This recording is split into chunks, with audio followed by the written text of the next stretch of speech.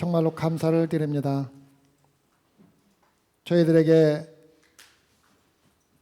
하나님을 사랑할 수 있는 마음을 허락해 주시고 우리로 위하여 십자가에 들어가신 예수 그리스도를 신령과 진정으로 예배할 수 있게 허락해 주신 하나님의 은혜에 감사를 드립니다.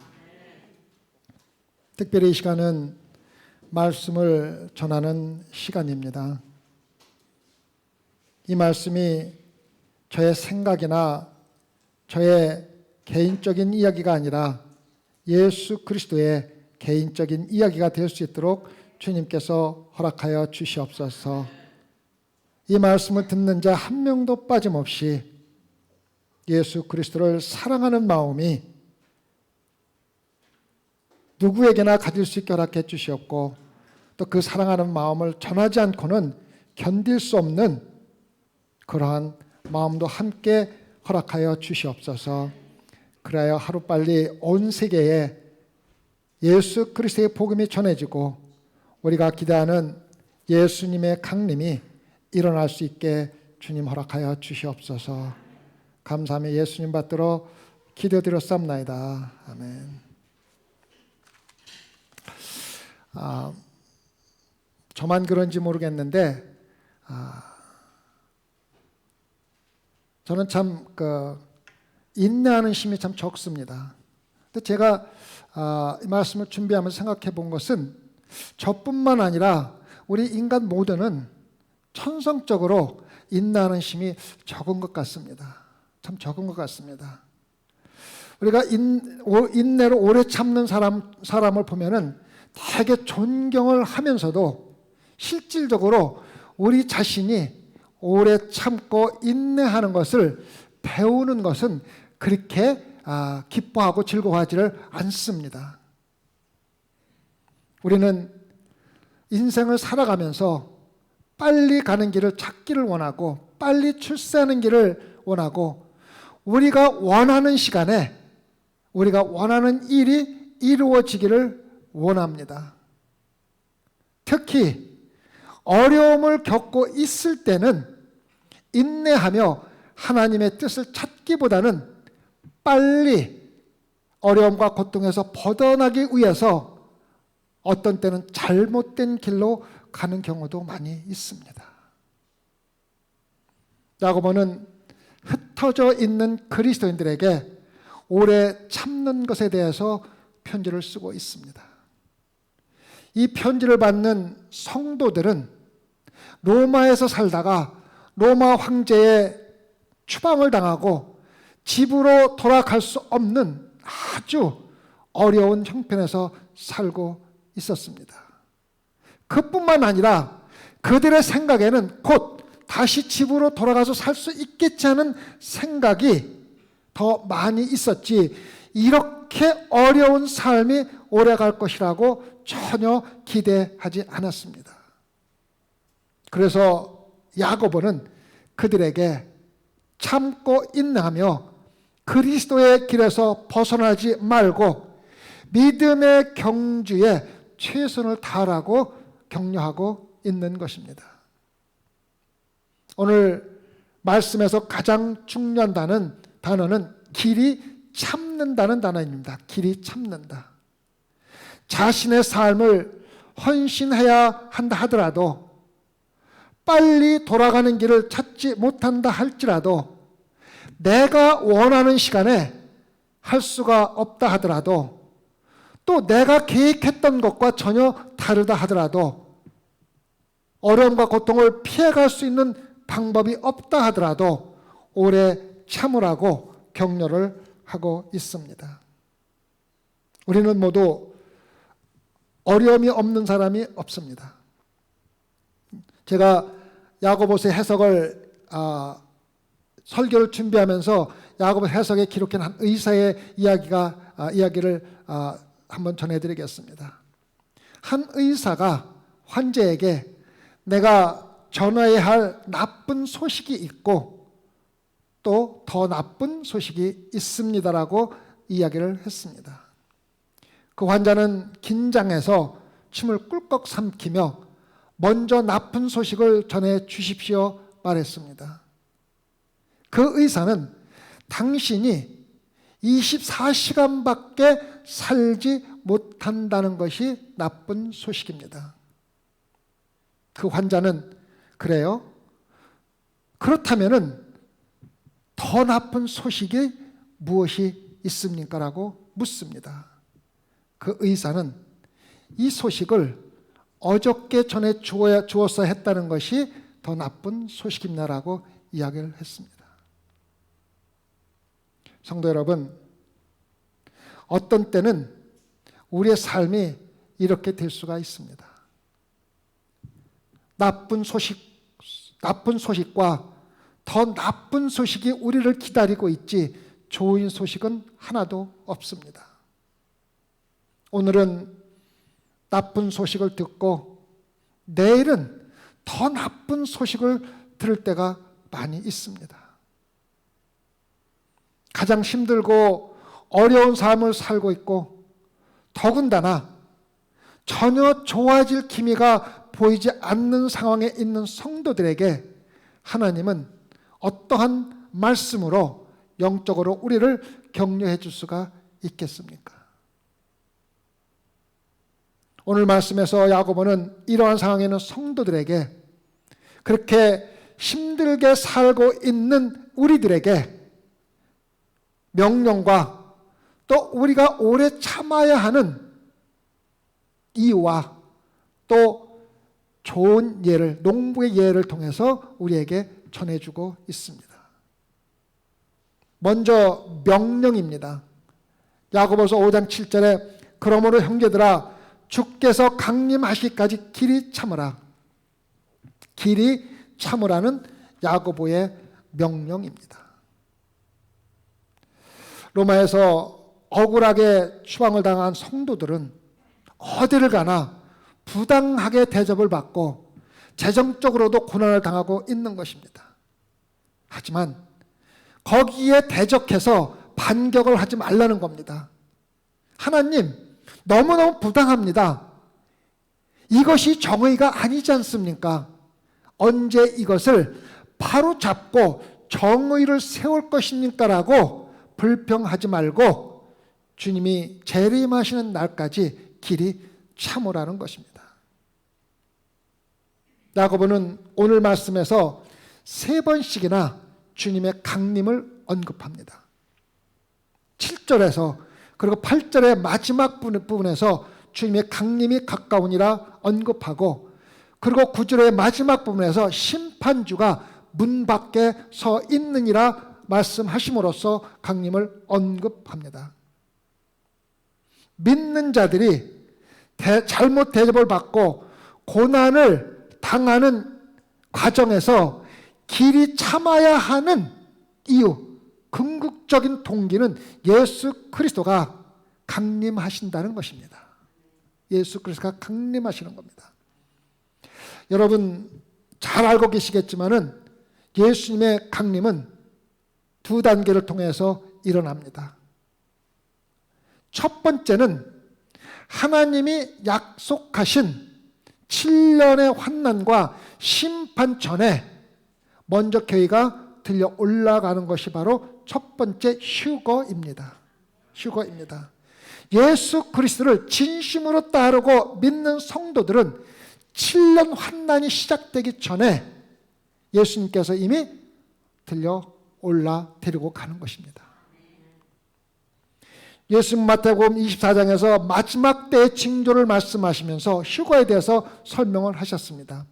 24장 40절과 42절에 그때에 2 사람이 밭에 있음에 한 사람은 데려가고 한 사람은 버려둠을 당할 것이요 2 여자가 맷돌질을 하고 있음에 한 사람은 데려가고 한 사람은 버려둠을 당할 것이라.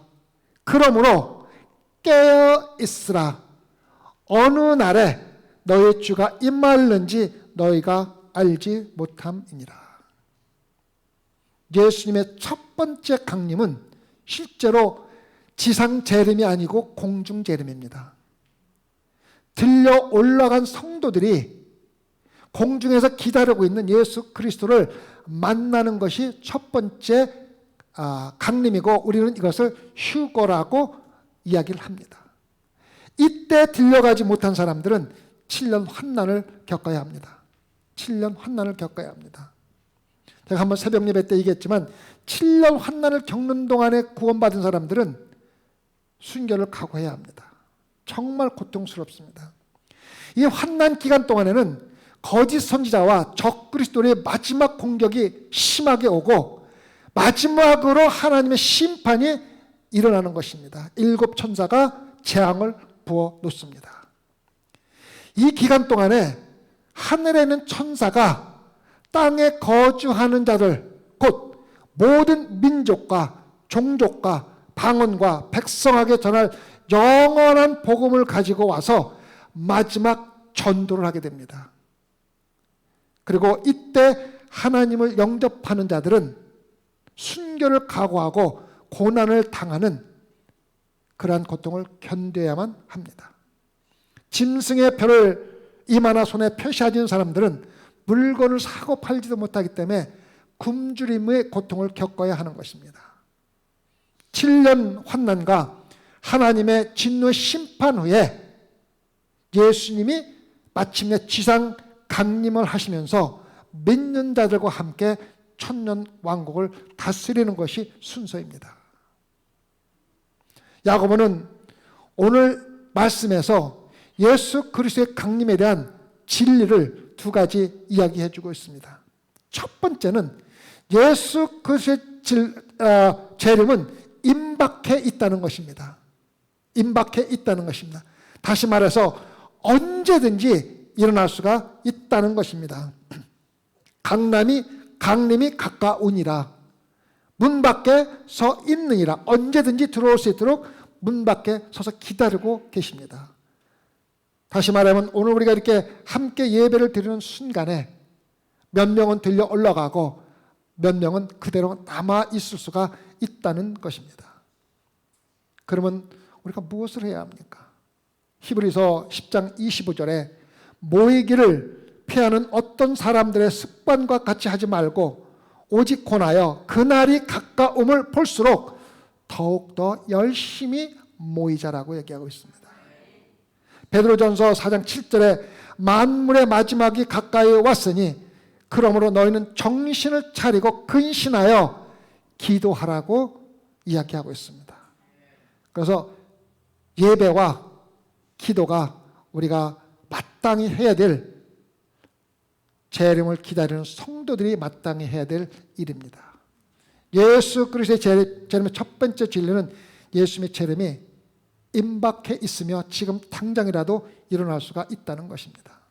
두 번째는 예수 그리스도 공중 재림 시에 진심으로 믿는 성도들은 7년 동안의 환난과 심판을 피해서 휴거되기 때문에 지금 어떤 고통과 어려움을 당한다 할지라도 그때의 기쁨과 영광을 위해서 기쁘게 감당하라고 이야기하는 겁니다.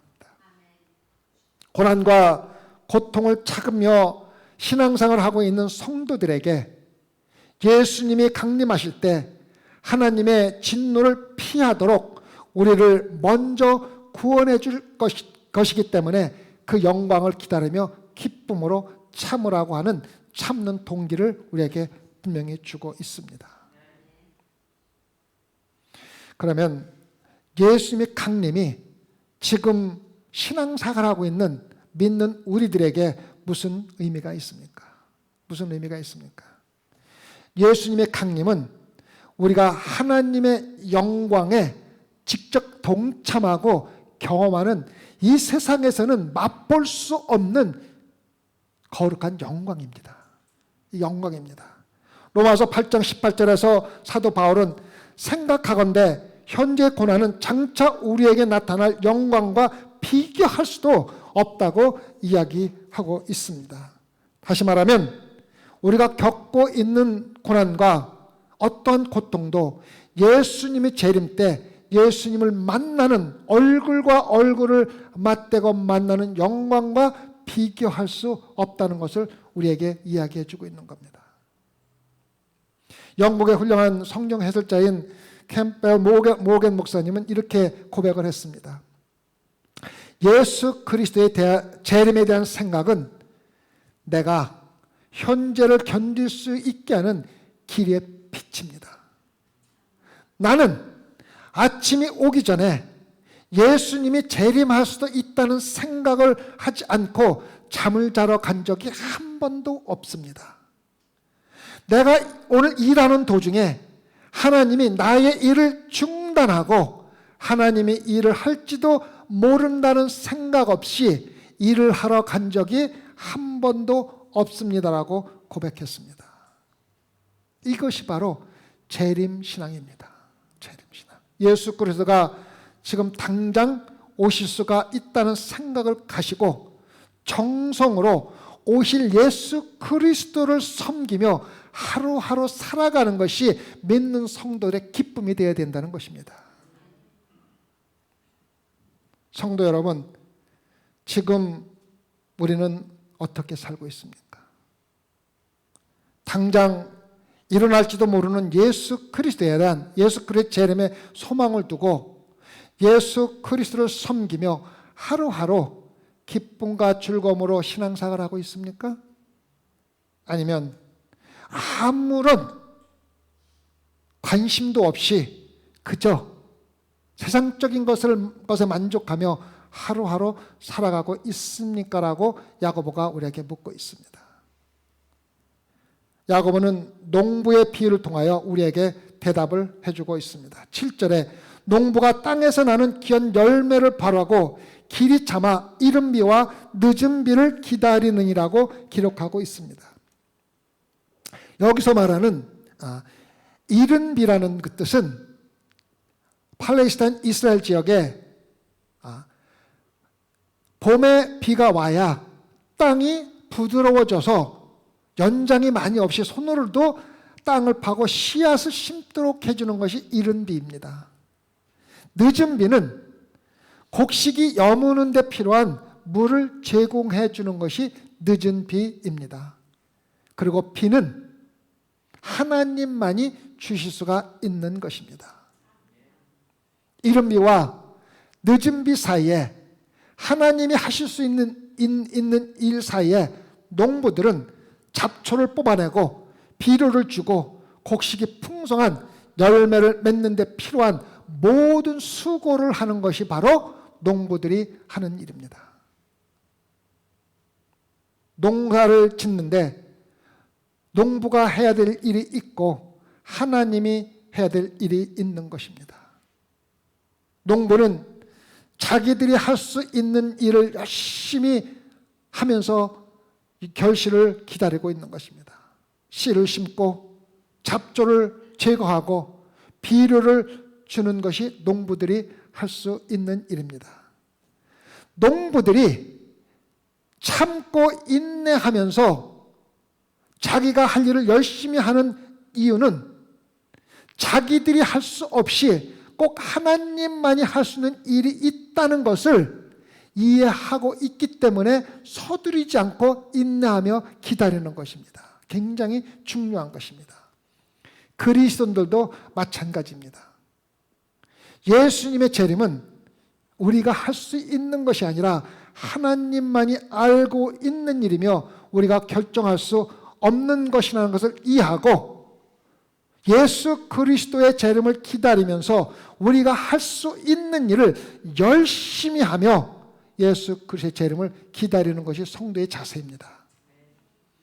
우리가 하나님의 일을 계속하고 의로운 일을 하고 말씀으로 훈육을 받으며 영적인 비료를 주고 하나님의 말씀의 진리의 씨앗을 세상에 뿌리면서 또 우리 마음에 심으면서 성도들로서 마땅히 해야 할 일을 하면서 예수 그리스도의 재림을 기다리는 것입니다. 야고보를 통해서 말씀하시는 하나님의 말씀을 듣고 반복해서 예배를 드리고 말씀을 읽고 묵상하고 기도하면서 예수 그리스도를 기다리는 것입니다. 농부들은 이 진리를 이해하고 매년 일을 했으며 성도도 이러한 진리를 끊임없이 이해하고 끊임없이 같은 일을 반복하는 것입니다. 농부가 1년 농사를 짓고 평생 먹을 것이라고 생각하고 농사를 짓는 사람은 아무도 없습니다. 우리가 하나님의 일을 오래만 하고 내년은 자동적으로 모든 것이 이루어진다고 기대해서는 안 된다는 것입니다. 끊임없이 하나님의 일을 하고 인내로 참으라는 것입니다. 농부가 무엇을 기다립니까? 풍성한 열매 결실을 기다리는 것입니다. 이것이 바로 우리 성도들이 기다리는 것입니다.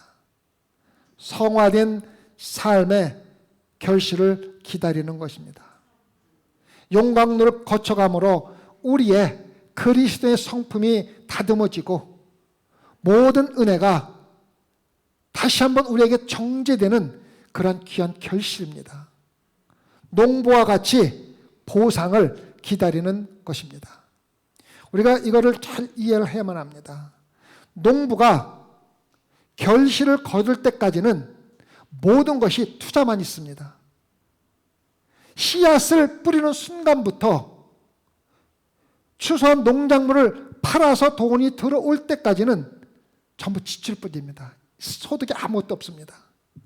추수 전에는 어떠한 이득도 없고 추수하는 순간에 모든 것을 회복하는 것입니다. 농작물이 자라고 있는 중간에 이득을 기대하거나 어떤 소득이 없다고 불평하는 농부는 아무도 없습니다. 마땅히 기다려야 된다고 생각하고 결실할 때까지 기다립니다. 믿는 성도들은 예수 그리스도가 강림할 때까지는 모든 것이 투자입니다. 투자입니다. 성도들은 이 세상에서 보상을 바라는 것이 아무것도 없어야 합니다. 우리가 하나님의 일을 한 후에 누군가가 우리에게 칭찬을 한다 할지라도 그것조차도 받아서는 안 됩니다. 예수님이 강림하실 때까지는 모든 것이 투자이며 예수님이 강림하셔서 주는 그 보상이 우리가 뿌리고 거둔 모든 수고보다도 더욱 귀하기 때문에 우리는 인내로 기다리는 것입니다. 농부가 이 세상에서 귀한 열매를 위해서 기다리듯이 우리는 예수님이 오시는 날 귀한 상급의 열매를 기다리는 것입니다. 그때까지는 중간에 아무것도 바라지 말고 오직 예수 그리스도 섬기면서 투자하는 귀한 성도들이 되기를 부탁을 드리겠습니다. 야고보는 계속해서 믿는 자들이 오래 참으면서 지켜야 할 책임에 대해서 강조를 하고 있습니다. 8절 너희도 길이 참고 마음을 굳건하게 하라 주의 강림이 가까우니라. 야고보는 우리에게 마음을 굳건하게 하라고 강조를 하고 있습니다. 믿는 자들에게 내적인 삶을 말씀과 은혜로 강하게 하고 확고하게 하라고 격려를 하고 있습니다. 어떠한 어려움과 고통이 들어온다 할지라도 흔들리지 말라는 것입니다. 예수 그리스도가 곧 오신다는 약속을 우리 마음에 새기고만 있으면은 세상에 어떠한 잡음이 있고 어려움과 고통이 있어도 절대로 흔들릴 수가 없다는 것입니다. 길이 참으라는 것은 우리가 신앙생활을 하면서 대적해야 할 적이 있고 이루어야 할 도전이 있다는 것입니다. 자동적으로 이루어지는 것이 아니라는 것입니다. 우리가 하나님의 일을 하면서 무엇을 합니까? 우리를 끊임없이 유혹하는 유혹과 싸워야 합니다. 잘못을 경험할 때도 있습니다. 어제 우리가 실패했던 것과 똑같은 시험과 절망을 오늘 더 나쁜 소식을 받는 환자처럼 또다시 대면해야 할 때도 반드시 있습니다. 그때마다 다른 사람을 원망하지 말고 좌절하지 말고 기쁨으로 감당하라는 것입니다. 다른 사람들이 나의 문제인 것처럼 원망하지 말라는 것입니다. 9절에서 형제들아 서로 원망하지 말라 그리하여 심판을 면하리라 보라, 심판주가 문 밖에 서 계시니라. 우리는 습관적으로 우리의 좌절을 다른 사람들에게 떠넘기는 그러한 경향이 있는 것 같습니다. 여기서 말하는 원망은 우리 마음 안에 편하지 않고 있는 어떠한 감정이 있다는 것입니다. 우리 안에 내가 밖으로 말은 하지 않지만은 누군가에게 원한을 품고 있다는 것이 바로 원망한다는 의미입니다. 믿는 성도들이 마음에 누군가를 미워하는 마음을 가지고 있다는 것입니다. 야고보는 말 그대로 그 원망을, 미워하는 마음을 지금 당장 중단해야 한다고 경고하는 것입니다. 마음에 품고 있는 누군가를 미워하는 마음을 이 시간 모두 버리시기 바랍니다. 성도들 사이에 서로 원망하는 이유는 바로 9절에, 원망을 중단하는 이유는 바로 9절에 심판주가 문 밖에 서서 기다리고 있기 때문입니다. 우리의 생각과 마음에 품고 있는 것과 행동과 모든 반응이 내가 행한 대로 우리 주님에 의해서 그대로 심판을 받게 된다는 것입니다. 그래서 우리가 신앙생활하면서 생각하고 말하고 행동하는 모든 것들이 예수님이 오실 때 우리가 상을 받기에 합당한가를 항상 확인하면서 조심스럽게 신앙생활해야 됩니다.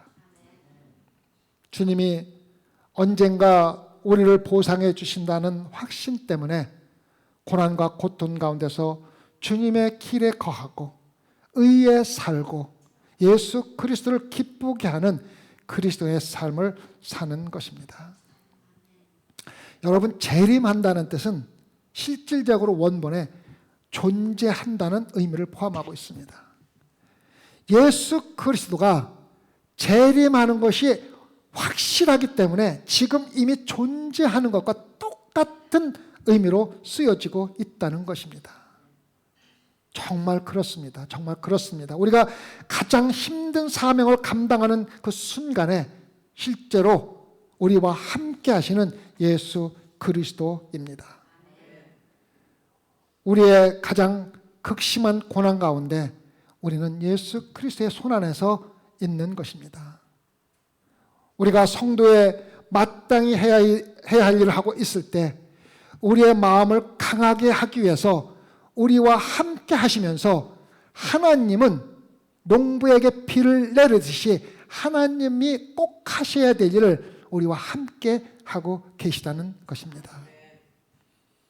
한 작가가 장님인 자기 학생과 개인적으로 대면한 일에 대해서 쓰면서 하나님이 우리와 항상 함께하고 있다는 것을 설명해 준 것이 있습니다. 하루는 장님 학생에게 어떻게 시각을 잃게 되었는지를 물어보았습니다. 그때 10대의 장님이 되었으며 단순히 자신의 삶을 완전히 포기한 사건에 대해서 이 학생은 작가에게 이 얘기를 다음과 같이 해 주었습니다. 그 사건이 일어났을 때 내가 다시 볼 수 없다는 것을 알았습니다. 내 생각에는 내 삶은 이미 끝났다고 느꼈습니다. 그 일을 일어나게 한 하나님에게 심하게 분노를 했습니다. 그리고 나는 나의 분노를 주변에 있는 사람들에게 거침없이 표현을 했습니다. 내가 미래가 없다고 느꼈을 때 내 자신이 스스로는 손가락 까딱하지 아니하고 다른 사람들이 눈을 뜨지 못한 나를 위해서 모든 것을 해주도록 만들어버렸습니다. 밥을 먹는 시간 외에는 방문을 잠그고 밖으로 나가는 것을 완전히 거부했습니다. 이 작가가 보기에 이 청년이 열심히 배우려고 하고 정직하게 노력하는 사람을 알았기 때문에 무엇이 그를 그렇게 바꾸어 주었는지를 물어보지 않을 수가 없었습니다. 그 청년은 그 이야기를 다음과 같이 해 주었습니다. 하루는 아버지가 화가 나서 내 방에 들어와서 나에게 훈계를 하기 시작했습니다. 아버지는 나 자신을 스스로 불쌍히 여기는 나의 감정에 대하여 지겹다고 말했습니다. 아버지는 겨울이 오기 시작하고 창문에 바람을 막는 문을 닫는 것은 아직도 내가 해야 할 일이라고 아버지는 나에게 이야기를 했습니다. 아버지는 장님인 나에게 오늘 저녁 시간 전에 모든 창문에 방풍문, 바람을 막는 문을 닫으라고 소리를 지르고 방문을 쾅 닫고 나가버렸습니다. 나는 아버지의 이러한 태도가 나를 정말 분노하게 만들었으며 내가 어떻게 하든지 아버지가 나에게 시킨 일을 마치겠다고 결심을 했습니다. 그리고 나 자신에게 중얼거리고 불평을 하면서 나는 더듬더듬 밖으로 나가서 거라지에 나가서 창문을 닫는 데 필요한 사다리와 필요한 장비를 챙겨서 밖으로 나갔습니다.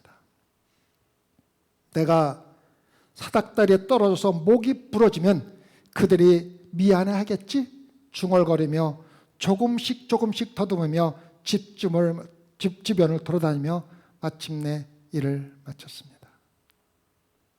그때 이 청년은 말을 멈추고 보지 못하는 초점이 없는 눈에 눈물로 적시며 나에게 이렇게 고백을 했습니다. 나는 내가 일을 모두 마칠 때까지 나의 아버지가 내 주변에서 한 번도 떠나지 않고 함께 있었다는 것을 나중에 알게 되었습니다. 그리고 그것이 나의 삶을 완전히 바꿔 놓았습니다. 성도 여러분, 우리가 어떤 환경에 처했다 하더라도 하나님은 우리 주변에서 떠나지 않습니다.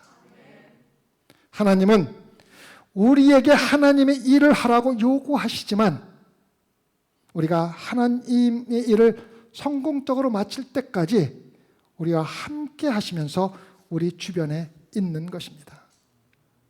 어떤 때는 우리 느낌에 하나님이 너무 무리한 요구를 하시는 것처럼 보이지만 하나님이 원하시는 것은 우리가 성도로서 풍성한 영적인 과실을 맺고 거룩한 성품의 열매를 맺고 그리고 거룩한 성도의 행동의 열매 맺는 것을 보기 위해서 우리에게 어려운 일을 시킬 뿐입니다. 그리고 항상 내 옆에서 떠나지 않는 것이 하나님입니다. 성도 여러분, 열매를 기다리는 것은 대단히 귀중한 것입니다. 곡식이 풍성한 밭을 걸으면서 농부가 이것이 바로 내가 지금까지 투자를 하고 어려움 가운데 열심히 일을 하며 기다린 이유가 아닌가라고 말할 것입니다. 하나님이 우리의 고통을 통하여 우리를 하나님의 곁으로 가까이 인도해 주신다면, 고통을 통하여 우리에게 하나님의 형상을 더욱더 분명하게 만들어 주신다면 인내로 기다릴 가치가 있지 않습니까? 만약 우리의 수고 후에 하나님이 우리에게 어떤 영적인 보상을 해 주신다면 가장 고귀한 열매가 아닙니까? 무엇보다도 우리의 주인이신 예수님이 나의 손을 잡으며 잘하였도다 착하고 충성된 종아, 내가 적은 일에 충성하였음에 내가 많은 것을 내게 맡기리니 내 주인의 즐거움에 참여할지어다. 나에게 또한 여러분에게 개인적으로 이렇게 말씀하신다면 우리가 인내로 참고 견디며 수고할 가치가 있지 않습니까? 기도하십시다. 주님이 우리에게 아무리 어려운 일을 맡긴다 하실지라도 주님은 우리 곁에서 일이 마칠 때까지 함께 하신다는 확신을 심어줌을 감사를 드립니다. 이제부터는 어떠한 일을 맡긴다 하실지라도 주님이 옆에 있다는 확신을 가지고 기쁨과 즐거움을 가지고 일할 수 있게 허락해 주시옵소서. 그리고 마지막으로 예수님이 강림하실 때 착하고 충성된 종이라는 칭찬을 듣고 귀한 영광의 보상을 받는 소망계 성도들로 삼아 주시옵소서. 감사와 영광을 하나님께 돌려오고 예수님 이름으로 기도드렸사옵나이다.